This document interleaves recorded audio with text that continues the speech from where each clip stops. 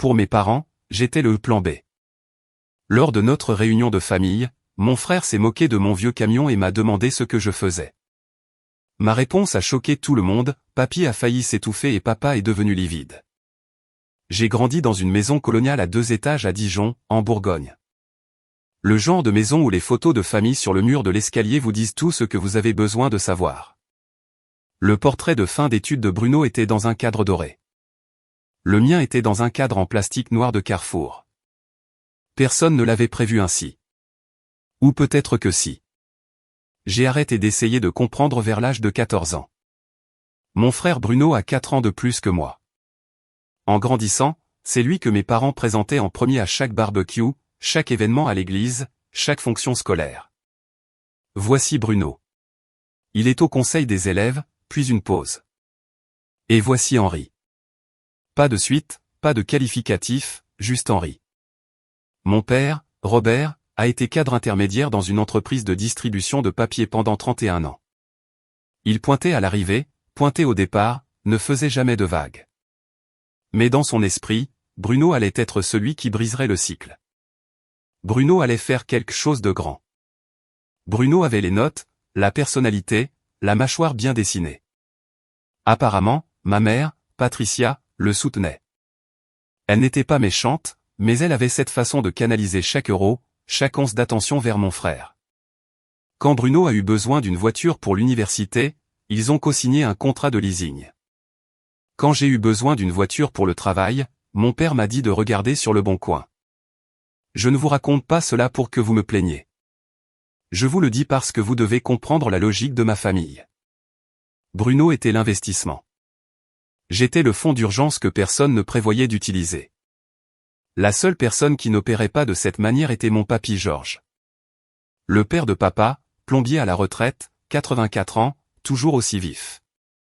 Papy Georges m'a donné mon premier jeu d'outils quand j'avais 12 ans.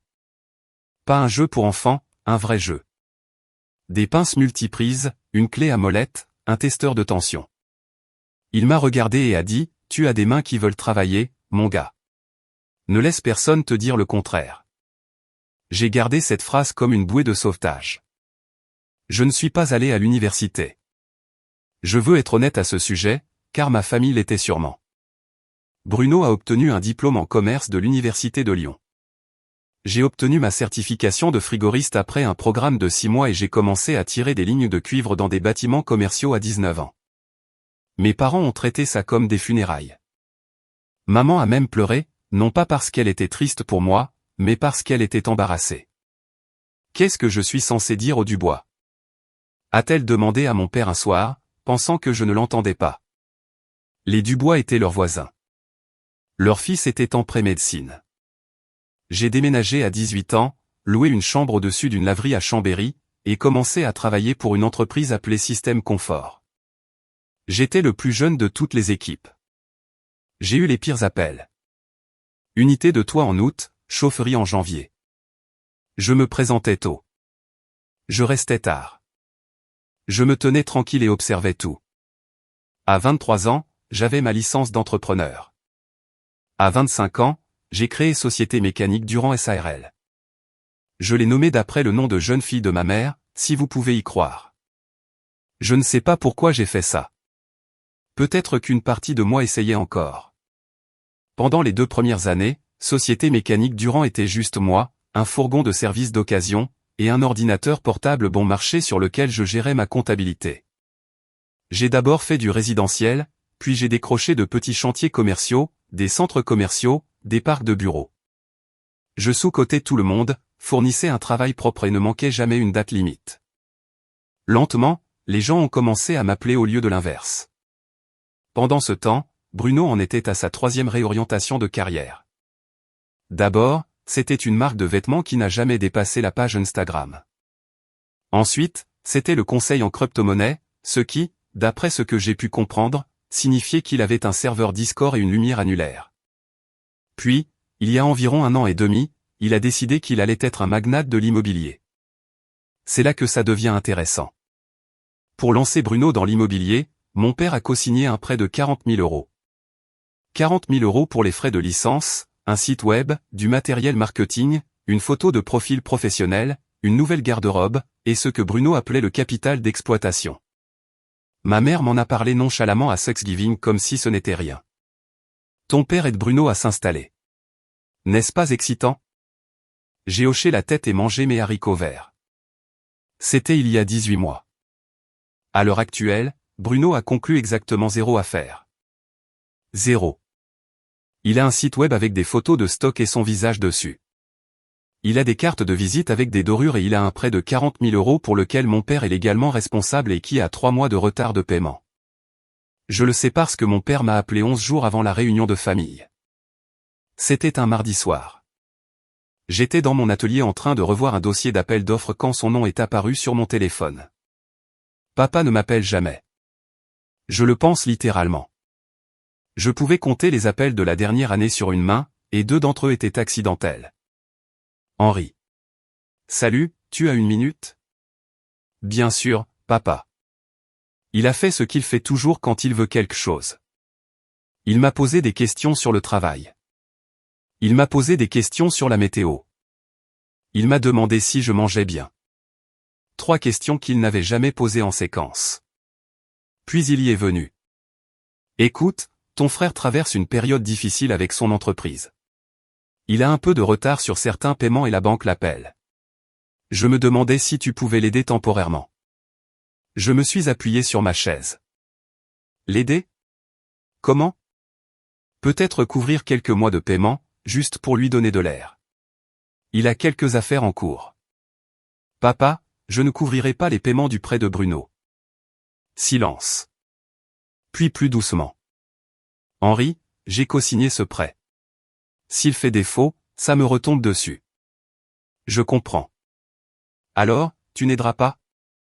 Je n'ai pas dit que je n'aiderai pas. J'ai dit que je ne couvrirai pas son prêt. Si Bruno veut venir travailler pour moi, je le prendrai à 20 € de l'heure. J'ai besoin de personnel. Le silence qui a suivi était de ceux qui ont du poids. Puis mon père a dit, je lui parlerai, et a raccroché. Il n'a jamais rappelé. Bruno non plus. 11 jours plus tard, je me suis rendu à la propriété de Papy Georges pour la réunion de famille annuelle dans mon Renault Trafic de 2009. Ce fourgon a 214 000 km au compteur. Le rétroviseur passager est maintenu par un support que j'ai fabriqué moi-même. Il y a une bosse sur le haillon à cause d'un groupe de climatisation qui a bougé pendant le transport. La benne est rayée de partout et a une boîte à outils permanente boulonnée. Il est également entièrement payé, entretenu selon les spécifications, et ne m'a jamais laissé tomber. Je me suis garé sur l'herbe à côté de l'Audi A4 immaculée de Bruno, celle qu'il a eue il y a 8 mois, celle pour laquelle je garantis qu'il est également en retard de paiement. La propriété de Papy Georges est un terrain de 1,2 hectares en dehors de Chamonix avec une ferme, un garage détaché et un duplex à louer à l'arrière du terrain qu'il possède depuis 1979. Chaque juillet, la famille s'y réunit. Table pliante, glacière, chaises de jardin, jeux de palais. C'est la seule tradition qui est vraiment agréable. Principalement parce que Papy ne tolère pas les bêtises sur ses terres. J'ai pris la salade de pommes de terre que j'avais faite du siège passager et j'ai commencé à marcher vers l'arrière où tout le monde était rassemblé. Je pouvais voir papa et oncle Denis au barbecue. Maman et ma tante mettaient les plats. Cousine Manon courait après son enfant près de la lisière des arbres et Bruno se tenait près de l'allée avec 2 de nos cousins, une bière à la main, regardant directement mon fourgon. J'étais à peut-être 10 mètres quand il l'a dit assez fort pour que toute la cour l'entende. Henri, frérot, sérieusement, tu conduis toujours ce truc? Je continue de penser que tu es le paysagiste chaque fois que tu arrives. Les cousins ont ri. J'ai vu mon père jeter un coup d'œil depuis le barbecue et détourner le regard. Bruno a pris une gorgée de sa bière, souriant. Il portait un polo ajusté et des mocassins, sans chaussettes, pleine énergie d'agent immobilier. Il m'a regardé de haut en bas, a repéré mes bottes de travail et mon t-shirt de travail solide, et a dit quelque chose auquel je ne pense pas qu'il était prêt à avoir une réponse. Alors, qu'est-ce que tu as fait ces derniers temps, petit frère? Tout le monde me regardait. C'est la partie que les gens ne vous racontent pas sur des moments comme celui-ci. Ce n'est pas seulement la personne qui l'a dit. C'est le public. Une vingtaine de membres de la famille dispersés sur des chaises de jardin et des tables de pique-nique, tous se tournant dans ma direction comme si j'allais faire une performance. Bruno avait ce sourire en coin, le même qu'il avait depuis que nous étions enfants. Celui qui dit « Vas-y, essaie de rivaliser avec moi ». Il se tenait la poitrine en avant, une bière dans une main, des lunettes de soleil poussées sur sa tête, en mode pan. J'ai posé la salade de pommes de terre sur la table pliante la plus proche et j'ai mis mes mains dans mes poches. Je viens de signer un contrat pour moderniser les systèmes de chauffage, ventilation et climatisation du nouveau bâtiment du centre hospitalier Saint-Louis à Chambéry. J'ai dit, c'est un chantier de 2,3 millions d'euros. Nous commençons en septembre. Je n'ai pas élevé la voix. Je n'ai pas fait le malin. Je l'ai dit de la même manière que je dirais l'heure à quelqu'un. Le sourire en coin de Bruno n'est pas tombé immédiatement. Il a d'abord gelé, comme si son cerveau mettait en mémoire tampon. Puis ses yeux se sont légèrement rétrécis et il a laissé échapper un rire qui n'a pas fait mouche. Allez. 2 millions pourquoi? Réparer des climatisations? Climatisation commerciale, refroidisseur, centrale de traitement d'air, unité de toit, gaine, raccordement d'automatisation des bâtiments. C'est un projet de 14 mois. J'ai une équipe de 11 personnes dessus. Derrière moi, j'ai entendu Papy Georges. Il était assis à sa place habituelle, une chaise de jardin en bois près du garage avec un verre de thé glacé. Il a fait un bruit entre la toux et le rire. Et quand je me suis retourné, il s'essuyait la bouche avec le dos de la main, les yeux fixés sur moi comme si je venais de lui annoncer qu'il avait gagné à la loterie. 2,3 millions, répéta Papy, plus à lui-même qu'à quiconque.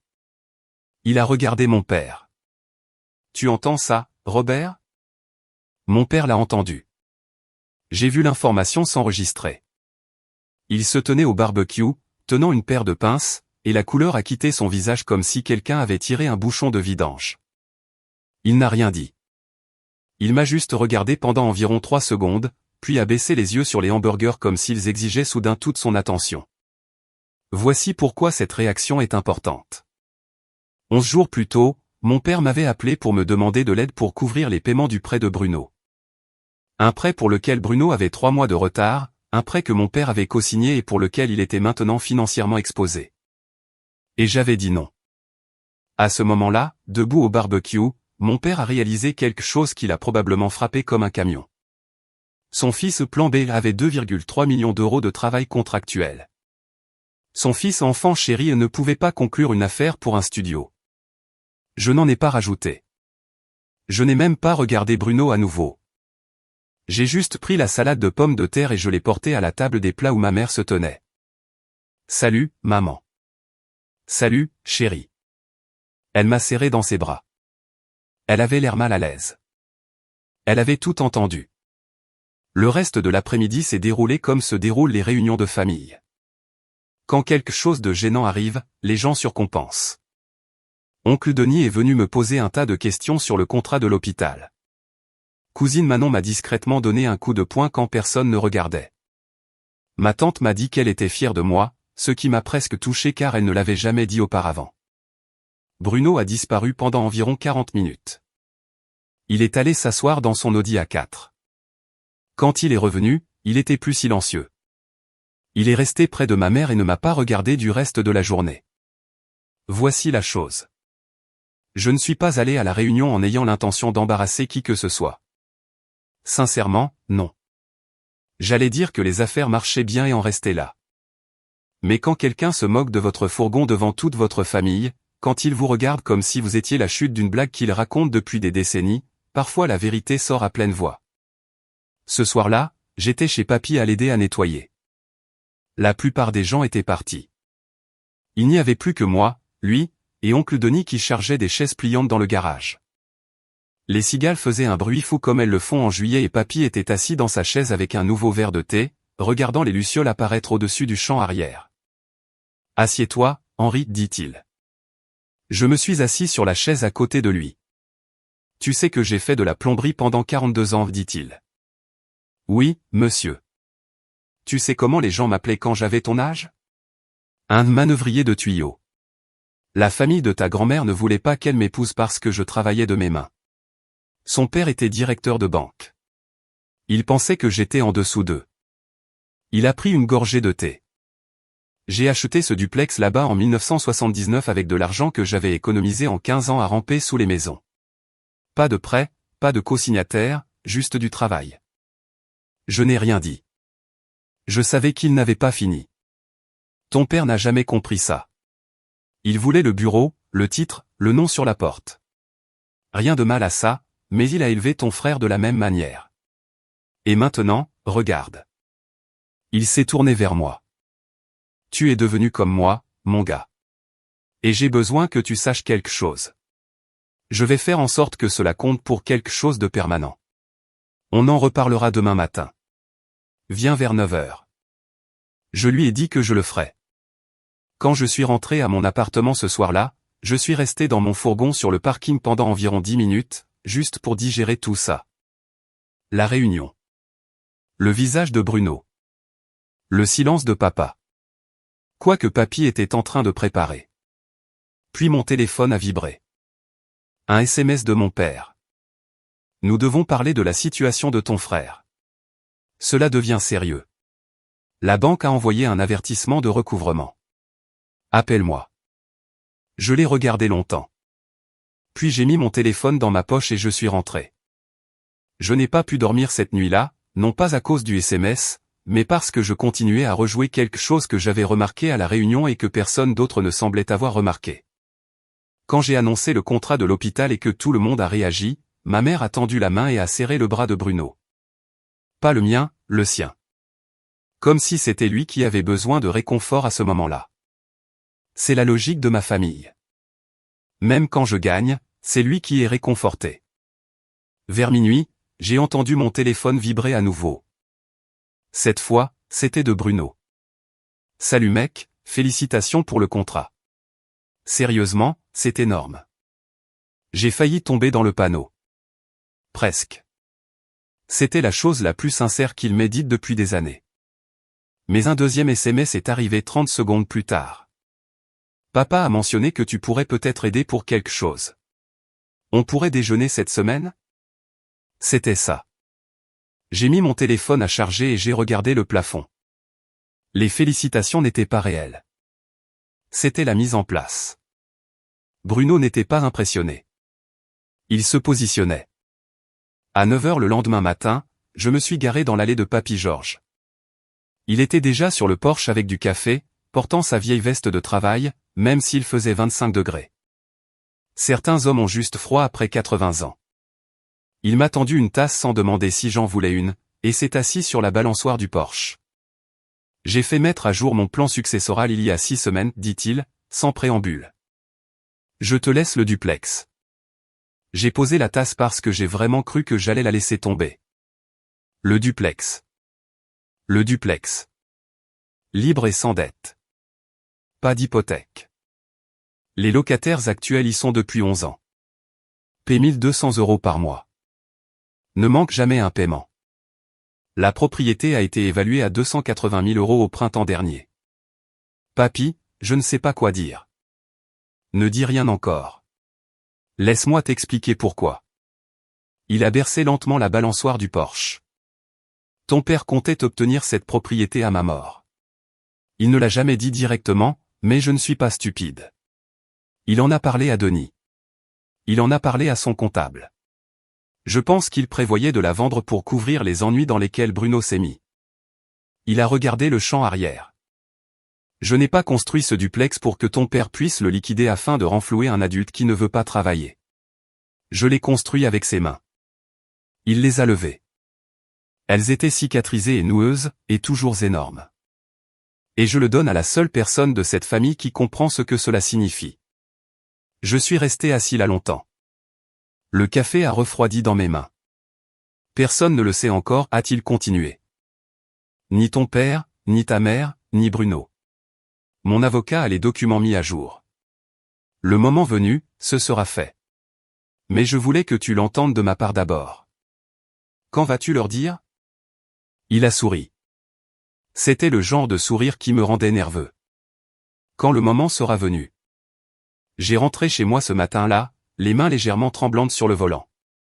Non pas d'excitation, mais du poids de savoir quelque chose qui allait faire détonner ma famille et d'être le seul à tenir la goupille. Pendant les 6 semaines suivantes, j'ai fait ce que j'ai toujours fait. Je suis allé travailler. J'ai géré mon entreprise. Je me suis présenté pour mon équipe et mes clients. Et je n'ai absolument rien dit à personne à propos du duplex. Papy m'avait dit de garder le silence, et j'ai respecté cela. Mais il y avait une autre raison à mon silence. Je voulais voir ce que ma famille ferait quand ils penseraient que rien n'avait changé, quand ils croiraient encore que j'étais juste Henri. Le plan B. Le gamin qui répare les climatisations. Les gens vous montrent exactement qui ils sont quand ils pensent que le tableau de bord n'a pas bougé. Et, oh, comme ils me l'ont montré. 3 jours après la réunion, mon père a rappelé. Cette fois, il n'a pas pris la peine de faire de la conversation. Henri, il faut qu'on trouve une solution. La banque menace d'escalader le prêt de Bruno au recouvrement. Si ça arrive, ça affecte mon crédit. Je comprends, papa. Alors, qu'est-ce qu'on va faire? J'ai remarqué le bon, pas qu'est-ce que Bruno va faire, pas qu'est-ce que je vais faire puisque j'ai co-signé. Comme si c'était un projet partagé. Comme si j'avais été sur la demande de prêt. Je vous ai dit ce que je suis prêt à faire. Je donnerai un emploi à Bruno. 22 € de l'heure, avantages sociaux complets après 90 jours. C'est une vraie offre. Il ne va pas faire de travail manuel, Henri. Il a un diplôme. Alors je ne sais pas quoi vous dire. Il a raccroché à nouveau. C'était en train de devenir notre habitude. 2 jours plus tard, Bruno m'a envoyé un SMS. Pas pour le déjeuner cette fois. Il a directement utilisé l'angle émotionnel. Je sais que nous n'avons pas toujours été proches, mais je traverse quelque chose de vraiment difficile en ce moment et j'aurais besoin de mon frère. On peut parler? Je n'ai pas répondu immédiatement. Non pas parce que je l'ignorais, mais parce que j'étais au milieu d'une réunion de préconstruction avec l'entrepreneur général du projet de l'hôpital et que j'avais du vrai travail à faire. Quand je suis revenu à mon téléphone 3 heures plus tard, il y avait un suivi. Devine que non. C'est bon de savoir où j'en suis. J'ai tapé en retour. J'étais en réunion. Qu'est-ce qui se passe? Il m'a appelé immédiatement. Je suis sorti de mon atelier sur le parking et je me suis appuyé contre mon fourgon. Écoute, mec, dit Bruno. Sa voix avait cette vulnérabilité travaillée, le même ton qu'il utilisait quand il essayait de vendre quelque chose. Je suis dans une situation délicate. Le marché immobilier est brutal en ce moment. J'ai des annonces, j'ai des prospects, mais rien ne se concrétise. Et ce prêt me ronge. Combien dois-tu? Environ 32 000 € sur le principal. De plus, j'ai du retard sur les paiements et les intérêts sont fous. Qu'est-il arrivé aux 40 000 €, Bruno? Pause. Frais de fonctionnement, marketing, site web, la photo de profil, un espace de bureau pendant quelques mois. Tu as loué un espace de bureau? Un poste de coworking. C'était environ 800 € par mois. Pendant combien de temps? Environ 10 mois. 8 000 € pour un bureau partagé. J'ai levé les yeux au ciel et j'ai respiré. Et le reste? Henri, je n'ai pas besoin d'un audit. J'ai besoin d'aide. Je t'ai offert un travail. Je ne vais pas ramper dans les conduits, mec. Sans offense. Aucune offense. Mais alors nous n'avons pas grand-chose à discuter. Il est devenu silencieux. Puis, d'une voix plus basse, papa a dit que tu pourrais peut-être couvrir quelques mois de paiement juste pour me donner du temps. Papa a dit ça? Oui. Bruno, je ne paierai pas ton prêt. J'ai une entreprise à gérer et une équipe qui dépend de moi. Je ne suis pas la banque de la famille. Ça doit être agréable de s'asseoir sur un contrat de 2 millions d'euros et de dire non à son propre frère. Et c'était là. Le vrai Bruno. Cela a pris environ 4 minutes. Ce contrat représente des revenus, pas des bénéfices, ai-je dit. Il paie l'équipement, la main-d'œuvre, les matériaux, l'assurance, les garanties. Je ne ramène pas 2 millions d'euros à la maison. Je ramène ce qui reste après avoir géré une vraie entreprise. Il a marmonné quelque chose que je n'ai pas saisi et a raccroché. J'ai enregistré chaque SMS. J'ai fait des captures d'écran de chaque conversation, non pas parce que je construisais un dossier juridique, mais parce que je sais comment ma famille fonctionne. Dans 6 mois, l'histoire serait que j'avais refusé d'aider mon frère en difficulté par rancune, que j'étais égoïste, que j'avais abandonné ma famille. Je voulais des preuves de ce qui s'était réellement passé. Les semaines passèrent. Je me suis concentré sur la montée en puissance du projet de l'hôpital. J'ai embauché 2 nouveaux techniciens, un gars nommé Marc, qui était avec une autre entreprise depuis 12 ans, et un jeune tout juste sorti de l'école de commerce nommé Jean. De bons gars, fiables. Je passais mes journées à examiner les soumissions, à coordonner avec l'ingénieur mécanique et à éteindre les petits incendies qui accompagnent tout projet de cette taille. Pendant tout cela, j'ai reçu des nouvelles du réseau familial sans les demander. Cousine Manon me textait de temps en temps. Rien de dramatique, juste des prises de nouvelles, mais elle laissait tomber des informations au hasard, comme les gens le font quand ils veulent que vous sachiez quelque chose sans en faire toute une affaire. Ta mère a appelé ma mère. Elle est vraiment stressée par la situation du prêt. Bruno a dit à tante Line que tu avais refusé de l'aider. Elle était assez contrariée au dîner du dimanche. Ton père a demandé de l'argent à mon père. Mon père a dit non.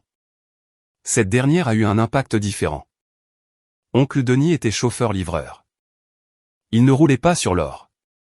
Le fait que mon père soit allé voir son propre frère pour demander de l'argent afin de couvrir le désordre de Bruno signifiait que les choses étaient pires que je ne le pensais. J'ai envoyé un SMS à Manon. Merci pour l'information. J'apprécie. Elle a répondu, pour ce que ça vaut, je pense que tu gères ça bien. Bruno doit grandir. C'était agréable à entendre, mais cela ne changeait rien au fait que le reste de la famille se voyait raconter une histoire très spécifique. Dans leur version, Henri avait eu de la chance avec un gros contrat et était trop égoïste pour tendre la main à son frère. Dans leur version, Bruno était un entrepreneur travailleur traversant une mauvaise passe. Dans leur version, la famille est de la famille et je brisais le code. Je les ai laissés le croire pour l'instant. Un jeudi soir de fin août, je fermais mon atelier quand j'ai reçu un SMS de ma mère. Elle me textait rarement directement. Quand elle le faisait, c'était généralement une salutation de vacances ou une photo de son jardin.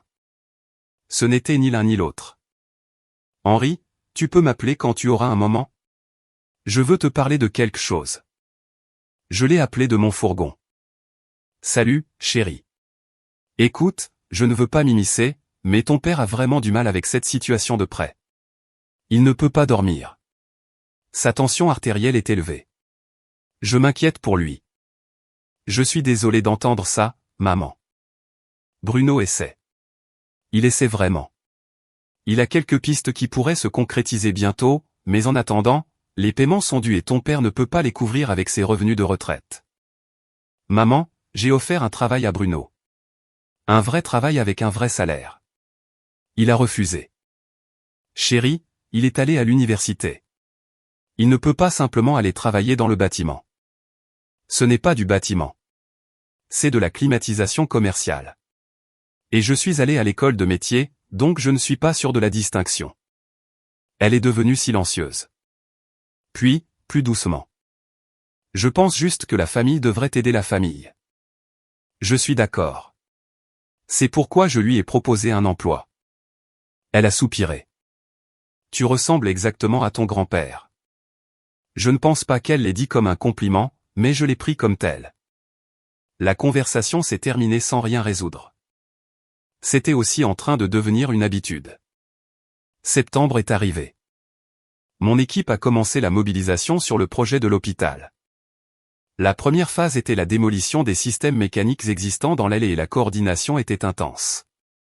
J'étais sur place dès 6 heures du matin la plupart des jours, gérant les sous-traitants, examinant les plans d'atelier et éteignant les petits feux qui accompagnent tout projet de cette taille. Au milieu de tout cela, j'ai reçu un appel de Papy Georges. Il n'appelait pas souvent, mais quand il le faisait, c'était toujours court et direct. Comment va le chantier de l'hôpital? Bien.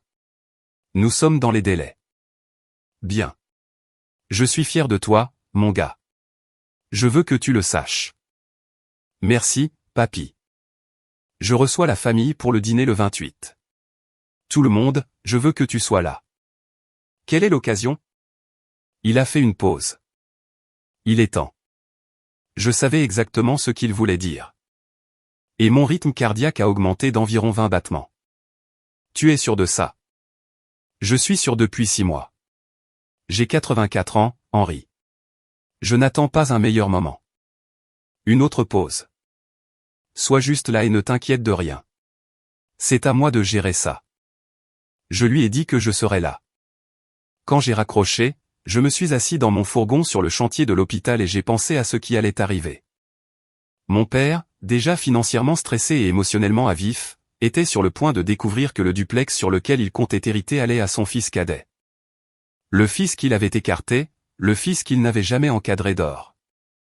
Bruno, qui croyait sincèrement que la famille lui devait un tremplin pour chaque entreprise ratée, était sur le point d'apprendre que le seul actif qu'il supposait probablement le sortirait un jour d'affaires était définitivement hors de portée. Et moi? J'étais sur le point de devenir le méchant de leur histoire. Non pas parce que j'avais fait quelque chose de mal, mais parce que j'existais comme la preuve que leur logique était mauvaise depuis le début. Le 28 était dans 3 semaines. Je suis retourné au travail. Les 3 semaines avant le dîner de papy ont été les plus longues de ma vie. Non pas parce que quelque chose de dramatique s'est produit. Au contraire, en fait. Tout était calme. Trop calme. Comme si la famille avait collectivement décidé de retenir son souffle. Papa a arrêté de m'appeler. Bruno a arrêté de m'envoyer des SMS. Même maman est restée silencieuse. Au début, j'ai pensé qu'ils avaient peut-être abandonné la pression du prêt. Puis Manon m'a envoyé un SMS qui l'a expliqué. Attention. Ton père a dit à mon père que Bruno avait une grosse affaire sur le point de se conclure d'un jour à l'autre. Quelque chose à propos d'une propriété commerciale à Val d'Isère. Il a dit que ça résoudrait tout. Je voulais le croire. Je le voulais vraiment. Mais j'entendais parler des affaires en cours de Bruno depuis 18 mois, et aucune ne s'était matérialisée. L'homme avait un don pour décrire le succès futur en détail tout en ne produisant absolument rien dans le présent. J'ai renvoyé un SMS à Manon. J'espère que c'est réel cette fois. Oui, a-t-elle répondu. Moi aussi. 2 semaines avant le dîner, mon père s'est présenté à mon atelier. Il n'a pas appelé d'abord. Il est juste apparu. J'étais dans le bureau en train de faire de la paperasse quand j'ai entendu Marc dire « Eh, il y a un type devant qui te demande ». Je suis sorti et il y avait mon père debout sur le parking en pantalon chino et polo de golf, regardant ma flotte de fourgons de service comme s'il venait d'atterrir sur une autre planète. « Papa, qu'est-ce que tu fais ici ?»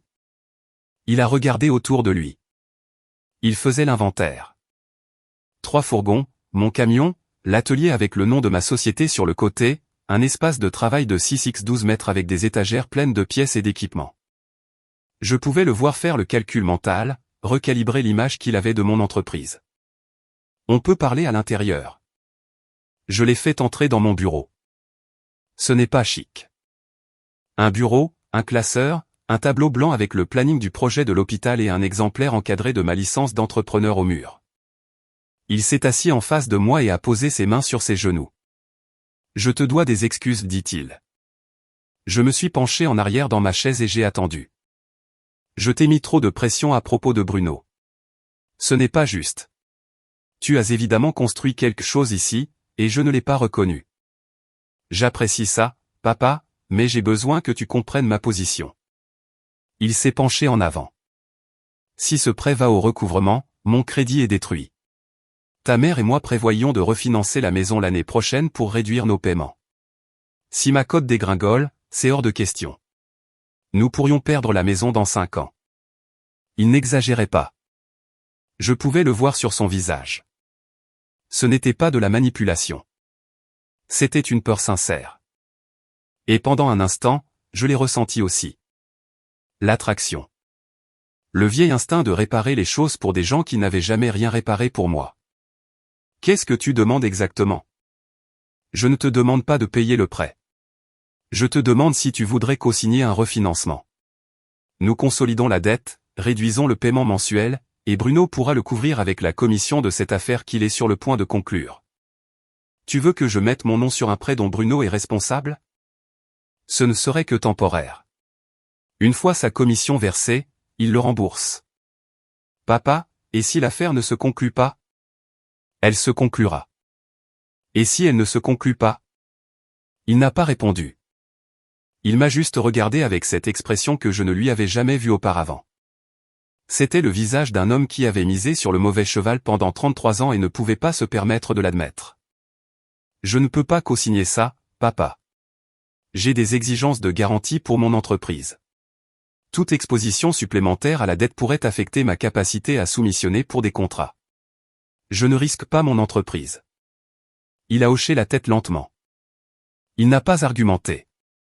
Il ne s'est pas mis en colère. Il s'est juste levé, a regardé le tableau blanc avec mon planning de projet dessus, et a dit « Tu as bien réussi, Henri ». Puis il est sorti. Je suis resté longtemps dans mon bureau après son départ. Je ne vais pas prétendre que ça n'a pas fait mal. Voir son père aussi effrayé et savoir qu'on pourrait techniquement l'aider, mais choisir de ne pas le faire, est une sorte de douleur spécifique qui n'a pas d'étiquette claire. Mais je savais aussi avec une certitude absolue que si je mettais mon nom sur ce prêt, cela deviendrait mon problème permanent. L'affaire de Bruno ne se conclurait pas. Les paiements me retomberaient dessus et ma famille n'apprendrait absolument rien. Ce soir-là, j'ai reçu un SMS de Bruno, un long. Je vais le résumer parce que l'intégralité faisait environ 300 mots de manipulation émotionnelle déguisée en vulnérabilité. L'essentiel était qu'il savait qu'il avait été arrogant. Il savait qu'il avait pris les choses pour acquises. Il était désolé pour le commentaire sur le fourgon à la réunion et il essayait vraiment. Il a dit qu'il m'admirait plus que je ne le savais. Il a dit qu'il aurait souhaité que nous soyons plus proches en grandissant. Il a dit que si cette affaire se concluait, il m'inviterait à dîner pour fêter ça. À ses frais. Puis, tout à la fin, je sais que papa a mentionné l'idée du refinancement. Je ne te demanderai jamais de risquer ton entreprise. Mais s'il y a un moyen de nous aider à régler ça, même juste des conseils, j'apprécierais vraiment.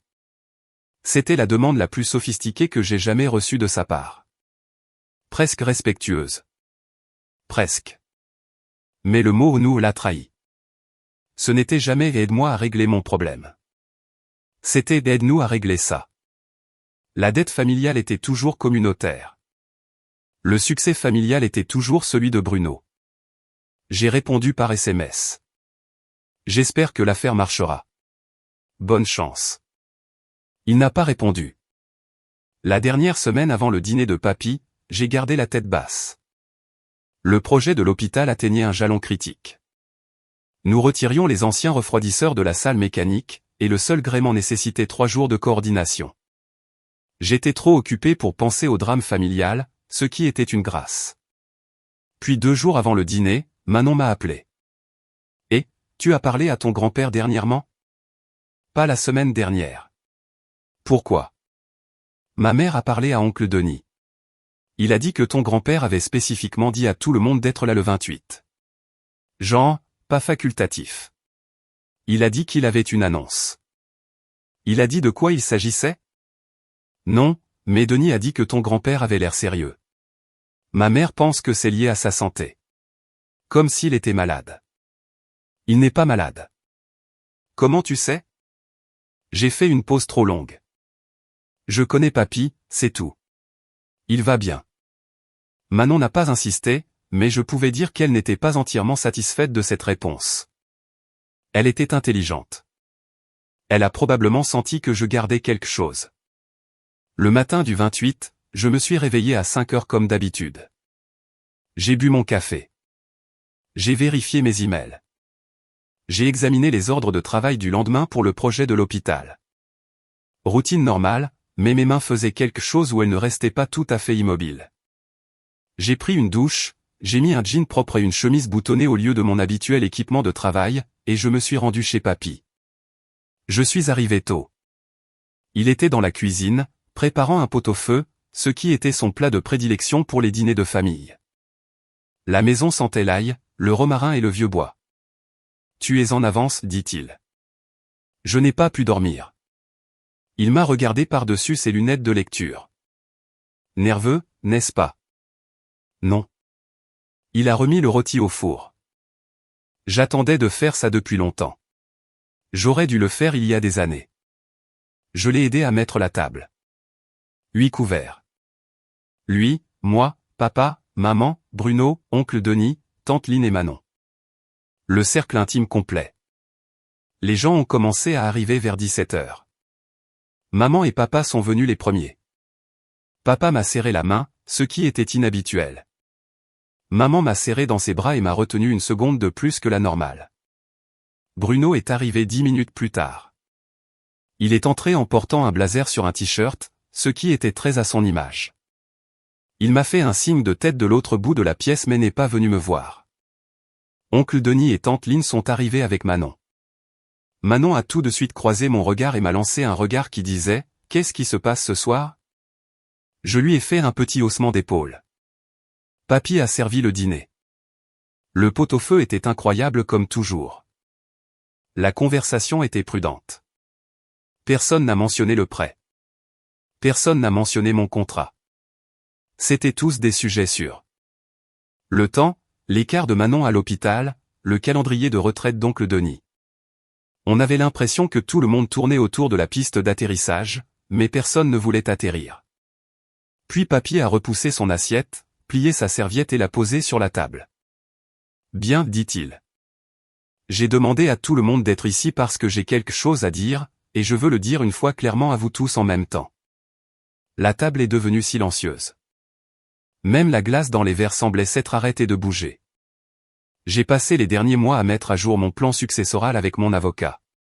La maison, le terrain et le duplex sont les principaux actifs. La maison et le terrain seront détenus dans un trust et gérés selon les conditions que j'ai définies. Cela ne change pas, mais le duplex. Il a fait une pause et a regardé autour de la table. Ses yeux se sont posés sur moi. Le duplex va à Henri. Personne n'a bougé pendant environ 3 secondes complètes. Personne n'a même respiré. Puis la fourchette de mon père a heurté son assiette.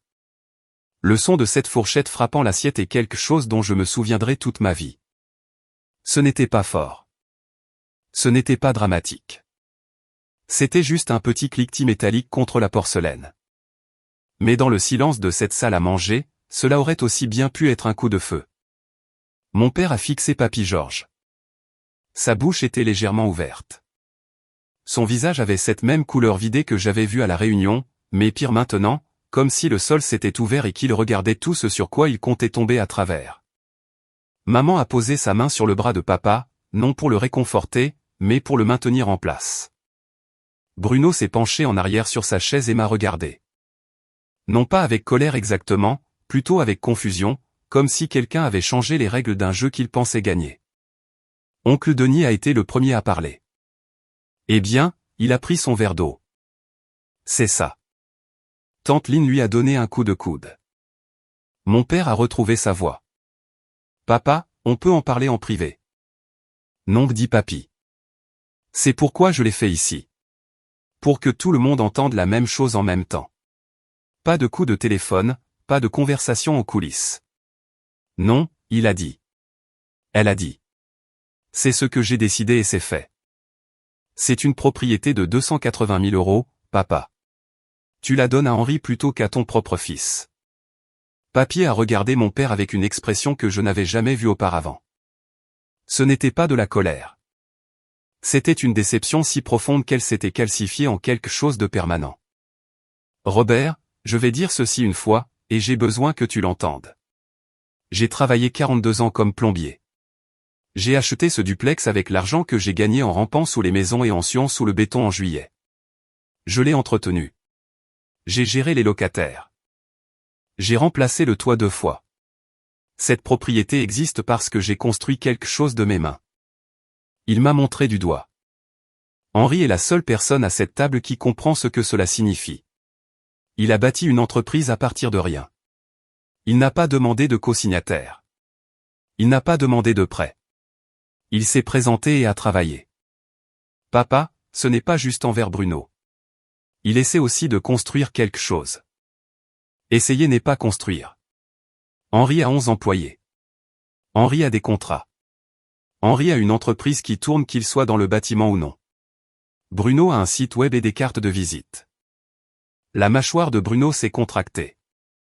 C'est un joli résumé de toute ma vie, papy. Ce n'est pas un résumé de ta vie. C'est un résumé de tes résultats. Je t'aime, Bruno, mais l'amour ne signifie pas que je te donne quelque chose que tu n'as pas gagné pour que ton père puisse le vendre afin de couvrir tes dettes. La pièce est devenue complètement immobile. Cette dernière phrase a atterri sur la table comme une grenade parce que cela signifiait que papy savait. Il savait pour le prêt. Il savait que papa espérait hériter du duplex et le liquider. Il l'avait su tout le temps. Papa s'est levé de table. C'est incroyable. Tu me punis. Je ne punis personne. Je récompense la personne qui l'a mérité. Henri t'a manipulé. Il est venu ici en jouant le bon petit-fils et tu es tombé dans le panneau. C'est là que quelque chose en moi a basculé parce que c'était ça, la narration familiale en temps réel. Je n'avais rien gagné. J'avais manipulé. J'avais comploté. Même maintenant, avec mon entreprise, mes contrats et mon équipe, mon père ne pouvait pas me créditer d'une seule réalisation légitime. Je me suis levé aussi. Papa, je ne savais rien de ça avant la réunion. Papy me l'a dit le lendemain matin. Je ne l'ai pas demandé. Je n'ai pas fait de lobbying pour ça. Et je n'ai manipulé personne. Tu le savais depuis des semaines et tu ne nous as rien dit. Ce n'était pas à moi de le dire. C'est sa propriété, sa décision. Maman a finalement parlé. On ne peut pas tous se calmer et discuter de ça comme des adultes. Papy a secoué la tête. Il n'y a rien à discuter, Patricia. Mon avocat a finalisé les documents le mois dernier. La propriété est transférée à Henri à ma mort. Si quelqu'un la conteste, j'ai inclus une clause qui annule tout l'héritage et le donne au fonds de bourse du syndicat des plombiers de Dijon. Alors, allez-y et contestez. Voyez ce qui se passe. Il a dit cette partie avec une légère pointe de sourire. Papy Georges n'était pas seulement perspicace. Il était stratégique. Bruno a repoussé sa chaise et a quitté la table sans un mot. J'ai entendu la porte d'entrée s'ouvrir et se fermer. Une minute plus tard, l'Audi A4 a démarré et a quitté l'allée. Papa m'a regardé une dernière fois, puis papy, puis a suivi maman vers la porte. Il s'est arrêté dans le couloir et s'est retourné. « J'espère que tu es contente, dit-il. Je ne sais pas s'il s'adressait à moi ou à papy. Peut-être les deux. Après leur départ, il ne restait que moi, papy, oncle Denis, tante Lynn et Manon. Le pot-au-feu était toujours sur la table. Personne n'avait fini de manger. Manon est venue s'asseoir à côté de moi. Alors c'est ça que tu ne pouvais pas me dire. Oui, il a raison, d'ailleurs. Elle a regardé papy. 100% raison. Oncle Denis s'est raclé la gorge. Pour la petite histoire, je suis d'accord. Robert a eu la tête dans le sable à propos de Bruno pendant des années. Papy a hoché la tête lentement. Quelqu'un l'a fait. J'ai aidé papy à nettoyer ce soir-là. Nous n'avons pas beaucoup parlé. Il a lavé la vaisselle. J'ai essuyé. Quand nous avons eu fini, il s'est rassis dans sa chaise et a dit « Ça va, mon gars ?» Je crois que oui. Bien. Maintenant, rentre chez toi et repose-toi. Tu as un hôpital à construire. Les conséquences se sont déroulées au cours des semaines suivantes, exactement comme je m'y attendais. Papa n'a pas parlé à papy pendant près de 2 mois. Maman a appelé papy 2 fois pour essayer de négocier. Il n'a pas bougé. Bruno a appelé une fois et, d'après ce que j'ai entendu, cela s'est terminé avec papy disant « Appelle-moi quand tu auras quelque chose à montrer ». L'affaire de Bruno à Val d'Isère n'a jamais abouti. Le prêt est parti au recouvrement en octobre. Le crédit de papa a pris un coup. Le refinancement de la maison était hors de question. En novembre, Bruno a discrètement pris un poste de vendeur dans une concession Renault à Chamonix. Quand ma mère l'a découvert, elle m'a appelé en pleurant, comme si c'était en quelque sorte ma faute. Il a un diplôme, Henri. Il ne devrait pas vendre des voitures. Il n'y a rien de mal à vendre des voitures, maman. C'est un travail honnête avec un salaire régulier. Ce n'est pas ce que nous avions prévu pour lui. Peut-être que c'est le problème. Elle est devenue silencieuse. Je pense que, quelque part sous tout le déni, elle m'a entendu. Voici ce à quoi je ne m'attendais pas. Bruno s'est avéré être un bon vendeur. Il est sociable. Il peut parler à n'importe qui. Ses compétences qui n'avaient jamais été transposées dans l'immobilier ont apparemment très bien fonctionné dans un showroom où le produit était juste devant vous. En décembre, il avait vendu 12 véhicules et recommencé à effectuer les paiements du prêt. Lui et moi ne nous sommes pas parlé depuis le dîner. Non pas par hostilité. Ça n'est juste pas arrivé. Il n'y a pas eu de contact de part et d'autre, et je suis d'accord avec ça. Je n'ai pas besoin d'une relation avec mon frère pour être en paix. J'ai juste besoin qu'il cesse d'être ma responsabilité. Papa m'a envoyé un SMS en janvier. Court, rien de bouleversant. J'ai vu un fourgon de société mécanique durant sur l'autoroute aujourd'hui. Ça a l'air professionnel. C'était tout. J'ai répondu. Merci, papa. Rien de plus. Ce n'est pas une réconciliation. Ce n'est pas un pardon. C'est une fissure dans le mur, et je ne vais pas l'ouvrir. S'il veut la traverser un jour, cette porte est déverrouillée. Mais j'ai fini de construire des ponts pour des gens qui ne les traversent jamais pour moi. Papy Georges va bien. Toujours aussi vif. Il conduit toujours au magasin de bricolage tous les samedis. Je vais le voir tous les 2 dimanches. Nous nous asseyons sur le porche et parlons de travail ou parfois nous ne parlons pas du tout. Juste du café et la vue sur le champ. Mon entreprise a terminé la première phase du projet de l'hôpital dans les délais et en dessous du budget. Nous avons décroché 2 autres contrats commerciaux au printemps. J'ai embauché une chef de projet nommée Gaëlle qui est dans l'industrie depuis 20 ans. L'entreprise ne dépend plus de moi sur le terrain tous les jours. Manon et moi sommes plus proches que jamais. Elle amène son enfant chez papy parfois le dimanche et nous déjeunons tous ensemble. Elle m'a dit récemment qu'elle me considérait plus comme un frère que Bruno ne l'avait jamais été. Je ne savais pas quoi répondre à cela, alors je lui ai juste tendu une assiette et lui ai dit de s'asseoir. Mon fourgon a toujours 214 000 km au compteur. Je pourrais en acheter un nouveau. Je devrais probablement. Mais chaque fois que j'y pense, je me souviens des mains de papy et de la boîte à outils qu'il m'a donnée quand j'avais 12 ans. Et je me dis que peut-être certaines choses n'ont pas besoin d'être remplacées. Elles ont juste besoin de quelqu'un qui sait comment les maintenir en marche. Je ne suis plus en colère. C'est la partie qui me surprend le plus. Pendant des années, j'ai porté ce ressentiment de bas niveau, ce bourdonnement constant de ne pas être assez bien pour ma propre famille. Et quelque part entre le contrat de l'hôpital, le duplex et ce dîner à la table de papy, le bourdonnement s'est arrêté. Je n'avais pas besoin qu'il me voie. J'avais juste besoin d'arrêter d'attendre cela. Alors, voilà mon histoire. J'étais le plan B. Le gamin avec le cadre en plastique sur le mur de l'escalier. Et il s'avère que c'était suffisant. Si vous lisez ceci et que vous êtes celui sur qui votre famille ne mise pas, continuez. Construisez quelque chose de vos mains. Le tableau de bord change.